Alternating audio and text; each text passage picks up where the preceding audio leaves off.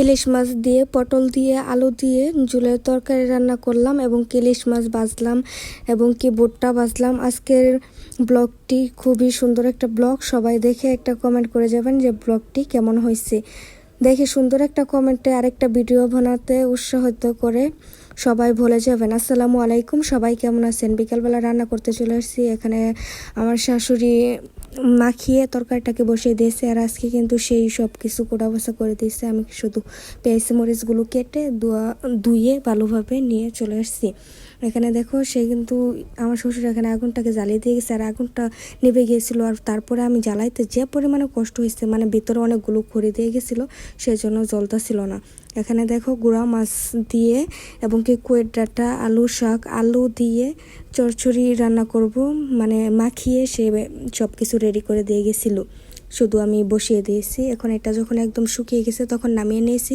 আর এদিকে কড়াই বসিয়ে দিয়েছি, লবণ হলুদ মরিচ দিয়ে মাছটাকে মাখিয়ে নেব। আগে যে মাছগুলো মেখে নিয়েছি শুধু হলুদ আর লবণ দিয়ে, ওইটুকু মানে ওই মাছগুলোকে আমি ভেজে নেব তরকারি রান্না করার জন্য। আর পরে যে একটা মাছটা আমি ভাজতেছি আর মাছের থেকে একটু ডিম ছিল, সেই ডিমগুলোকে ভেজে নেব একটু পেঁয়াজ দিয়ে।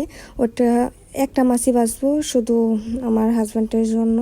সে মানে আমাদের তো দুই পদ, মানে গুঁড়া মাছ রান্না করব আর গুঁড়া মাছ রান্না করলাম এবং মাছ রান্না করব ইলিশ মাছ দিয়ে পটল দিয়ে, এইটাও খাবো আমরা।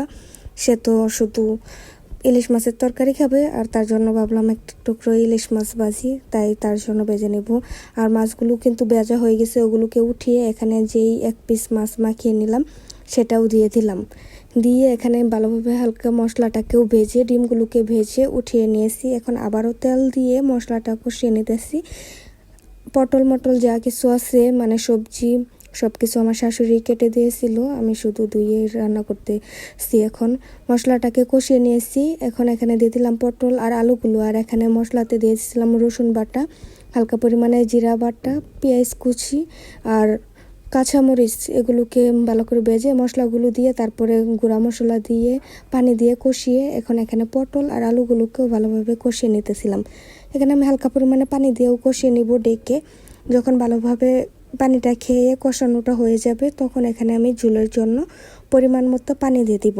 আর এই রাঁধুনি মরিচের গুঁড়োটা দিয়ে রান্না করলে কালারটা যা আসে যা বলার বাইরে। কালারটা দেখলেই মনে হবে তরকারিটা খুবই পরিমাণে ভালো হয়েছে আর মনে হবে যে অনেকটা পরিমাণে জাল হয়ে গেছে। আর এটা অনেকটা পরিমাণে সুন্দর একটা মরিচের গুঁড়ো, আমার যা বলার বাইরে। এই মরিচের গুঁড়োটা পছন্দ হবার মতো, কিন্তু বেশি একটা দিলে এটা খেলে পেটে চলে, যা বলার বাইরে। এটা অনেকটা পরিমাণে দাগ নাকে গেলেও সমস্যা হয়। আর এদিকে ঝোলটা হালকা ফুটে উঠেছে। এখন দিয়ে দিলাম মাছগুলো। আর আজকের মাছটা কিন্তু হালকা পরিমাণে বড়ই ছিল। এই মাছগুলো কিন্তু আজকে নিয়ে আসছিল।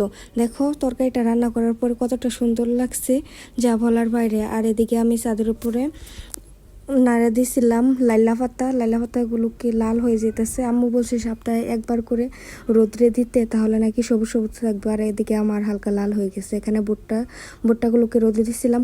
দেখো ভুট্টাগুলোকে বেজে নিয়েছি। আর এগুলো যেহেতু পাপ্পন ভুট্টা না, সেজন্য এত একটা পাপ্পন হয় না। দেখো তারপর অনেকটা পরিমাণে পাপ্পন হয়ে গেছে। আগে ফুটতো না, এখন